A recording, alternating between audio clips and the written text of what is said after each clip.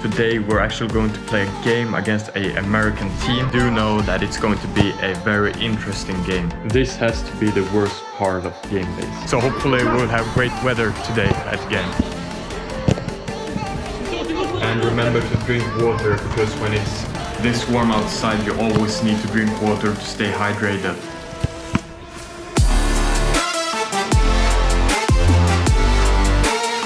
Hello guys, and welcome to a new episode of The Grinding Road. If you're new here, my name is Isak and this is a vlog where I show you the inside of my life as a goalkeeper. And in today's episode I got a very special one for you. Today we're actually going to play a game against an American team, a team from the other side of the earth, or not entirely the other side, but I think you get it. I don't know so much about them, but I think it's kind of like an agency that collects a lot of players, and now they are playing games around the world or in Sweden. I have no clue, but however, they are going to play a game against us today, this afternoon. Clock is currently 11 a.m. and the kickoff is 6 p.m. So it's a pretty long time till the game starts, and I got the whole day to prepare myself. I think I'm going to play 45 minutes. As you know, we have another keeper, and the coach told us that we're going to play one half each. Now, I don't know if I'm starting or playing the second half, but I do know that it's going to be a very interesting game. This has to be the worst part of game days.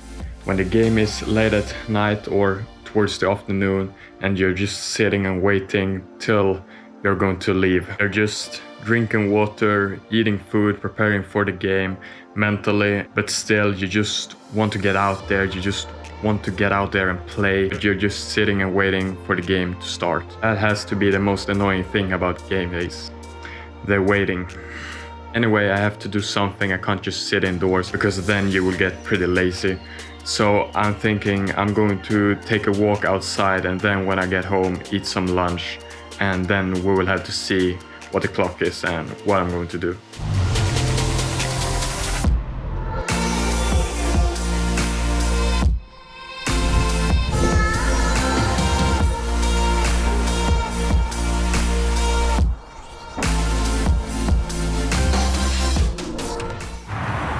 Beautiful weather today. Look at the sky. Sun is shining, no clouds. Beautiful. It's a bit too warm though, so hopefully it gets a bit colder towards the game. But I do want to remind you that the clock is around 11:12 and the game is in about 6 hours, and it gets a bit colder towards the evening. So hopefully we'll have great weather today at the game.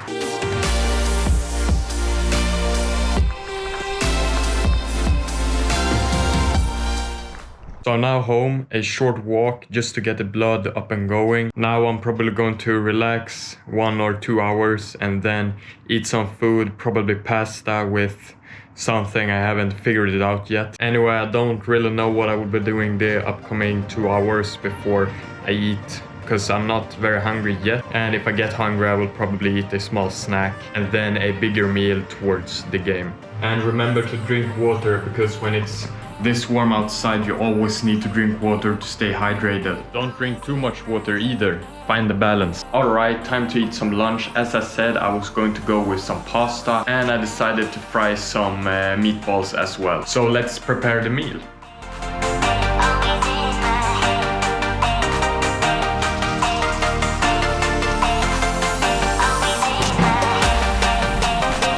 Alright, lunch is done. A pretty late lunch actually, but I wanted to time it with the game. Anyway, now it's time for me to get changed, pack the bag, and then I'ma head off to the pitch.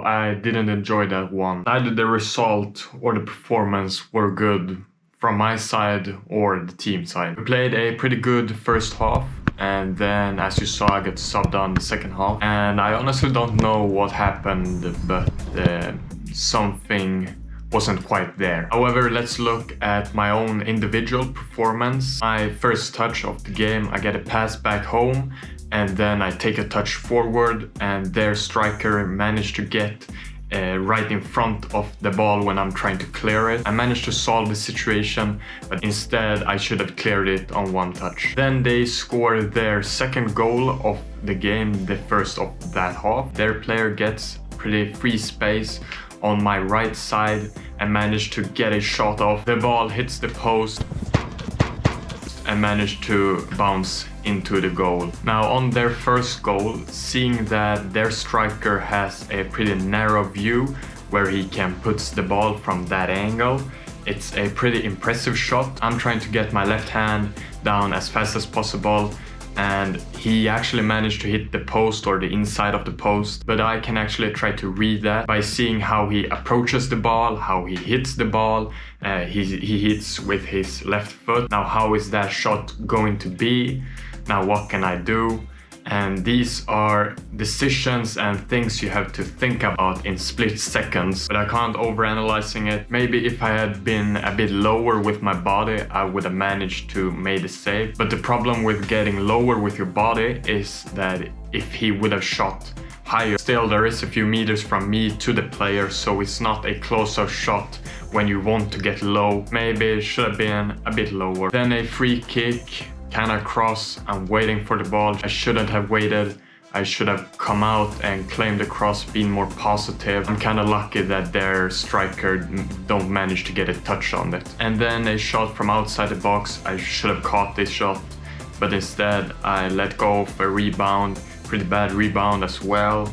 Managed to solve the situation, diving, just trying to prevent their striker to get a good shot on goal. Managed to do that. The ball goes up in the air.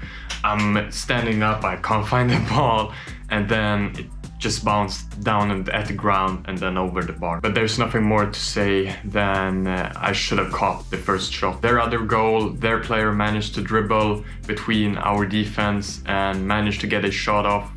And if you look at the footage, I see that my player covers the far post. In that situation, I want my outfield player to cover the far post, and so their player thinks, oh well, then I'm going to shoot towards the near post, but that's where I as a goalkeeper stand. So there you have to communicate with the outfield players and work together. Sadly, their player managed to get a shot off in between the outfield player's legs, and seeing that I'm moving in the shot, I'm not able to turn my weight around and dive for the ball. Well, what can I say? Maybe I could have communicated a little bit better.